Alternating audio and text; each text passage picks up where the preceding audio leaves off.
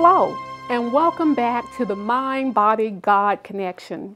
Today, our topic is obesity. We're going to battle the bulge. And today is part one of a two-part series. Have you ever been sick and tired of being sick and tired? Well, Dee Dee was sick and tired. She was tired because she was hauling around an extra person 24/7. At 5'2", she weighed 210 pounds. And she was sick of getting up every day, starting a new diet, and without exception, she would fail within an hour. Have you ever been there? And then at the end of the week, on Friday, without fail, she would always celebrate going out to eat and say, okay, I'm going to start Monday for real this time. Anybody ever been there? Well, Monday never seemed to come. And this made her feel even sicker because, like millions, she was powerless to change. Are you sick and tired of being sick and tired? Have you been like Dee Dee on a roller coaster, a yo-yo diet all of your life, and have nothing but padded cushion to show for it? Well, I'm going to give you a bird's eye view of Dee Dee's highs and her lows, of her struggles and her defeat, and Dee Dee's final victory. I believe that I am qualified to tell you her story because I know it quite well. Dee Dee is me. Here's a picture of me when I was 20 years old. The person right there in the middle. That's my mom and my little cousin. Now, at this time, I looked much older than my mom. We would go out and people would say, oh, is this your sister? I was the older sister. My mom was my kid sister. How would that make you feel?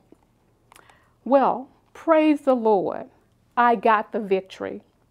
And this will be our topic of discussion in today's lecture and our next lecture, obesity and how you can also get the victory. Obesity, it is running rampant. And this epidemic is sweeping through America. So what is it? What is obesity? It is defined as an excess of adipose tissue. In layman's words, you are fat. And these were the very words a friend said to me some 20 years ago. I was in my second year of college, sitting in my dorm room, just tending to my own business, and a friend came in and said, Darlene Hall, you are fat. Now, she just blurted it out. I don't know if she wanted to say something a while back and just didn't know how to say it and just mustered up enough energy and just came in and just said, Darlene Hall, you are fat. Well, I acted as if I didn't have a clue to what she was talking about. I said, what do you mean I'm fat? These words did not motivate me to jump up and run around the campus or join a gym. It made me do what I loved at that time to do, and that was to eat. And that's exactly what I did. So how do you know where you stand? How do you know if you are a normal weight, overweight, or obese? It is calculated on what is called a BMI scale, basal mass index scale, and it calculates your percentage of body fat compared to your weight. The scale goes something like this. If you're less than 24, you are considered a normal weight. 25 to 29, overweight, and 30 to 34, obese. If you fall in the category of 35 to 39, you are chronically obese, and greater than 40, morbid obesity. Back in the 80s, when I lost my extra weight, at that time, 56% of Americans were obese and overweight. 33% were overweight and 23% were obese. Today, that number is 68%. 68% of the U.S. population is overweight and obese. And of that number, 33% are overweight and 35% are obese. The higher your BMI, the more likely you are to come down with all types of medical problems. At 5'2", and I'm short, I am only 5'2". I've shrunk maybe a half an inch. I'm 5'1.5" right now. But at that time, my BMI was a whopping 38%. Can you imagine? I was chronically obese, and I was very close to being morbidly obese. So what causes obesity? You know, we think about just eating food. It's not always just food. There are other causes of obesity. What was my problem? Was it my lifestyle, my lack of willpower? I couldn't say no. Or was it something in my genetic blueprint? Well, while growing up, I was considered a normal size. And according to my grandmother, she said I was on the thin side. She was always saying, "Darlene, you need to put some meat on those bones." My arms were very skinny at that time. And I was eating everything that wasn't nailed down. Hamburgers, French fries, cookies, soda pop, ice cream, and did not gain 1 pound. But eventually, you know, the law of thermodynamics, well, it eventually kicked in. My energy in, as in food, was greater than my energy out. No exercise. And I began to store that extra energy as fat in another type of gene, size 24, blue genes. Let me ask you a question. When you see someone who is overweight, what thoughts come to mind? Take, for instance, a child who is extremely heavy for his height and weight. You know, oftentimes we assume that the parents are guilty of neglect. Or if you see an adult who weighs 200, 300 pounds, you know, oftentimes we will jump to the conclusion that this person has no self-control. But this is not always the case. There are mutations that can cause obesity. Mutations in the DNA can cause obesity, and some genes have been identified. They are the FTO gene, the TUB gene. You know, and I think that's a bad name to name a gene, the TUB gene. There's also the MC4R gene and others. But I'm going to talk about leptin. It is a genetic mutation, and leptin deficiencies can lead to obesity. So, what is leptin? Leptin is a hormone, and we're going to discover how do you know if you have a leptin deficiency. It's a hormone, as I said, a protein hormone, and it's produced in the fat tissue, the adipose tissue. This hormone has many functions. One of its functions is to notify the brain when you're full. You've eaten a wonderful meal and you're starting to get filled, full, and this hormone will go to the brain and say, okay, stop eating. It has a partner, ghrelin, and it's the hormone that is produced in the stomach. It signals the brain when we are hungry. I think of these two hormones as the gas and the brake. Ghrelin is the growling hormone, and it says, okay, come on now, I'm ready to eat. It's not always that loud. And then leptin is the hormone that puts the brake on. Okay, Darlene, you have had enough. Let's stop. These hormones are released into the bloodstream and they travel to the brain and they knock on the door. Knock, knock, knock. It's leptin. It's Gerlin. Let me in. This is how they control appetite. But sometimes the message does not get through. There is a mind-body connection. And the goal of the mind and the body is to maintain this constant balance. It's called homeostasis. When it comes to leptin, that message, when it doesn't get through, we continue to eat. 5% of the population has this genetic deficiency, not too many people. Now, this hormone was discovered back in the 1950s. A group of researchers were experimenting on laboratory mice, and they noticed that in one colony of mice, some of them were extremely obese, and they had voracious appetites. In fact, they were 3 times the size of the normal litter.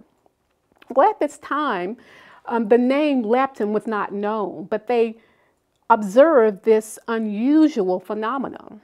It was not until 1994 that scientists discovered that it was a leptin deficiency. Dr. Jeffrey Freeman discovered this in 1994, and he named it leptin, which means thin.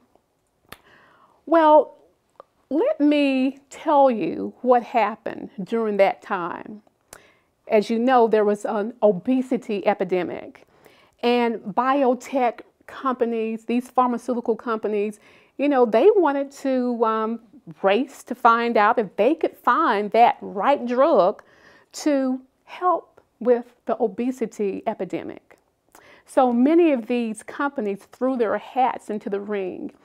And one company who thought that they had the winning lottery ticket gave $20 million to fund the research for leptin. However, the results were disappointing. If you don't have a leptin deficiency, it won't work.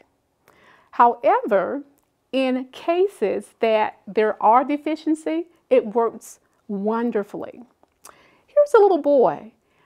Right now, he's about 4 years old. On this picture, he was 4 years old. He was 3 feet 7 and weighed 90 pounds. Can you imagine? His BMI was 57.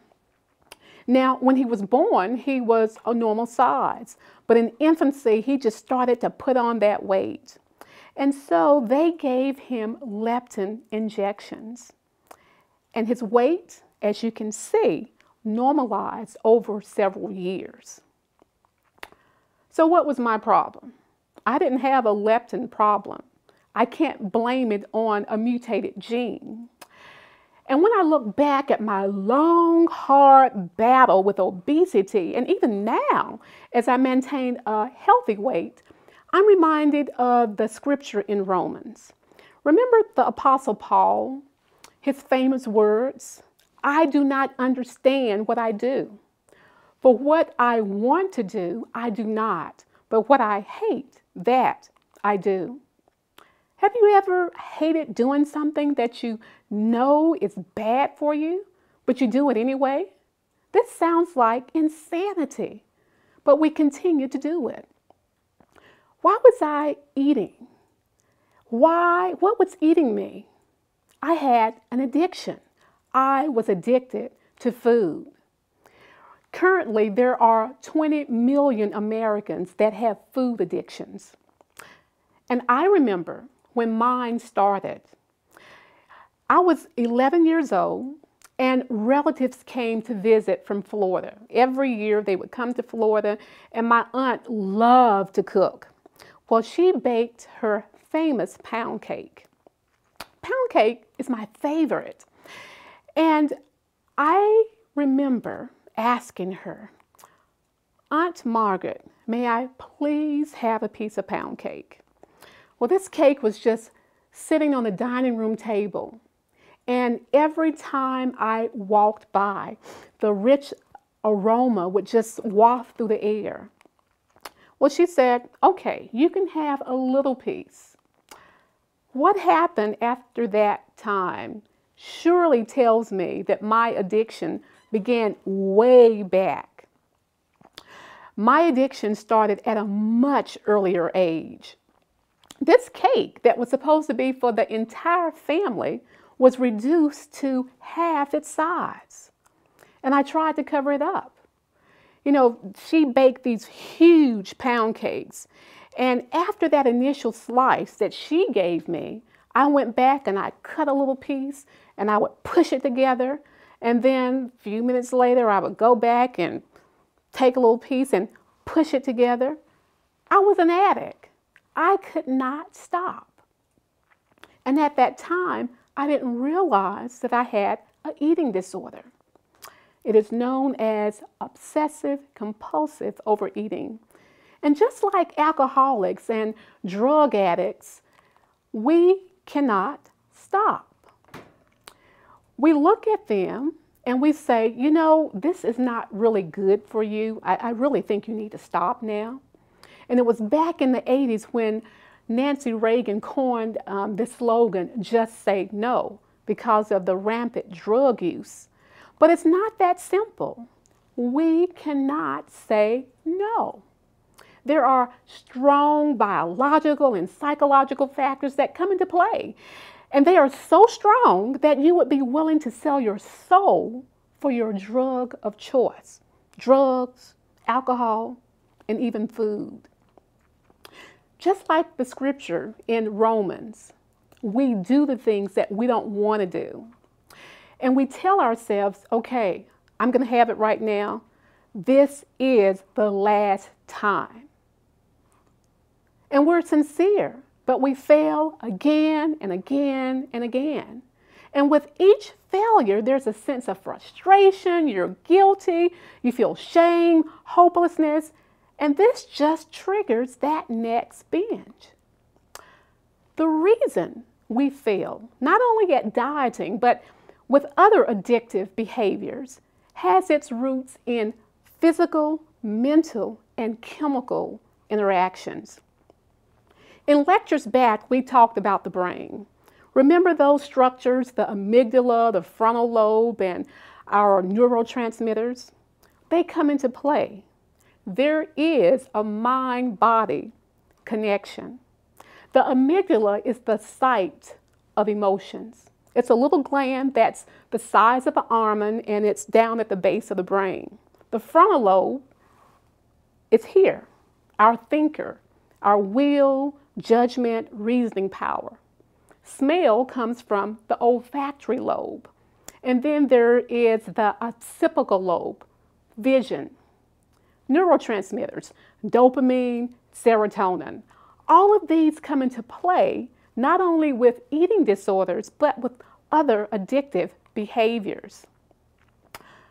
My mind and my body was working in concert, driving that behavior to eat that cake.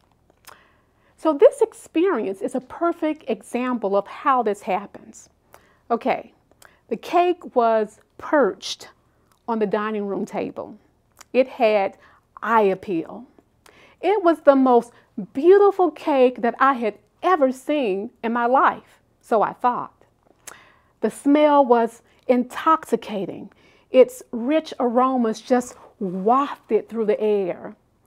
And this just took me back to previous emotions of cakes with similar smells. Just the thought of this cake caused a small release, just a trickle of dopamine. And as you know, dopamine is that feel-good hormone.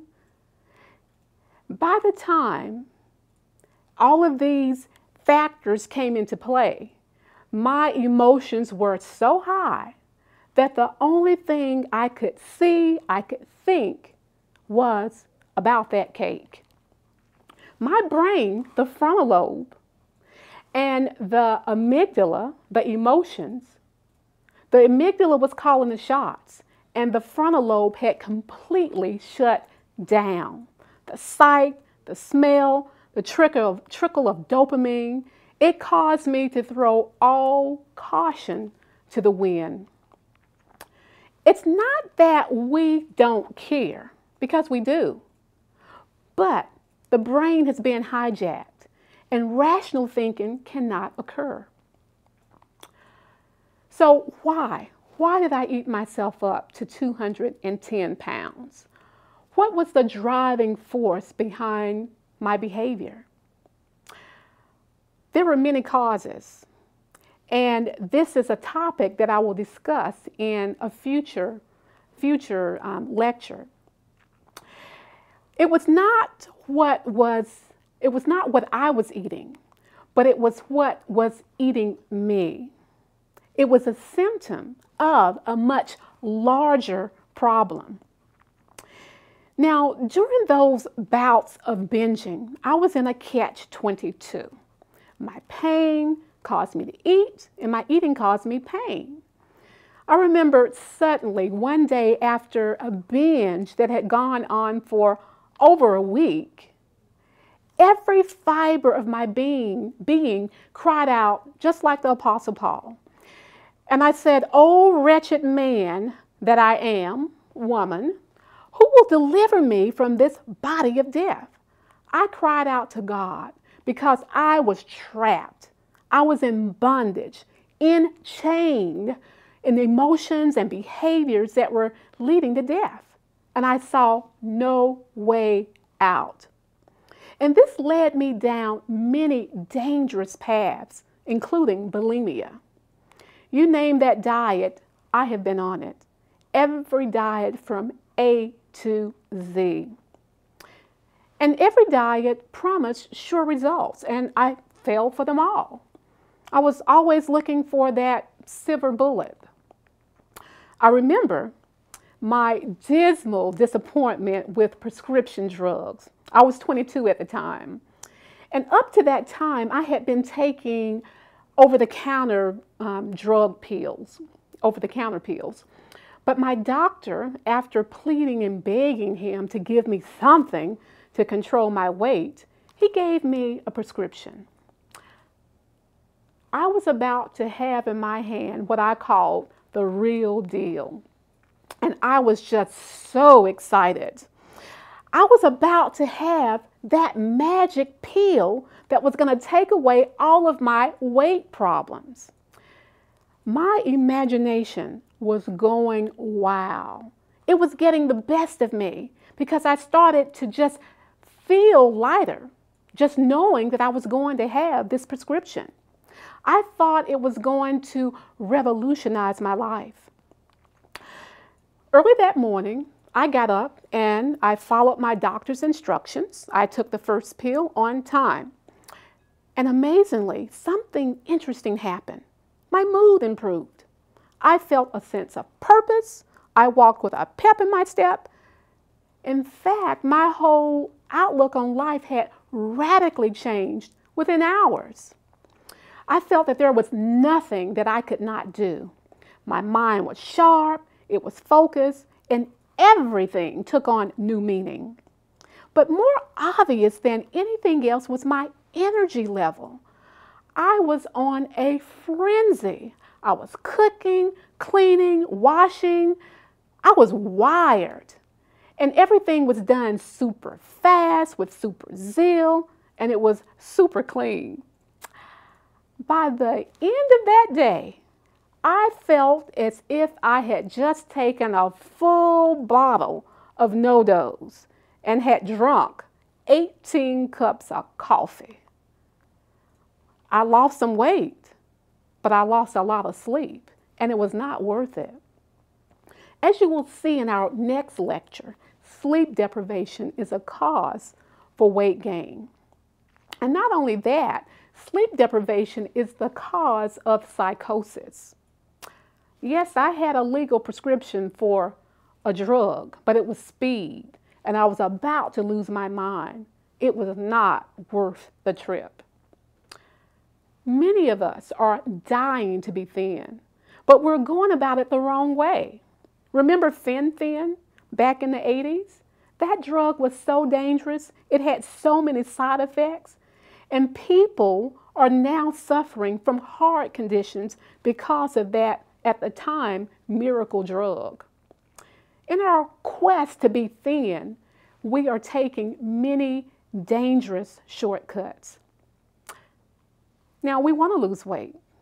We feel better, we look better, and those compliments are nice, but it goes way beyond appearances. There are serious health consequences when we carry extra weight.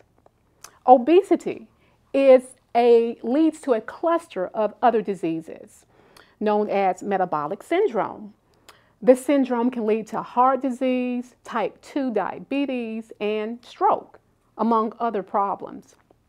So, how did I lose the weight? This will be our topic of discussion for our next lecture. But until then, I ask you to examine yourself. What is your BMI? Are you normal, overweight, or obese? Where do you stand? Are you having medical problems as a result of carrying around extra weight? How can you lose this weight?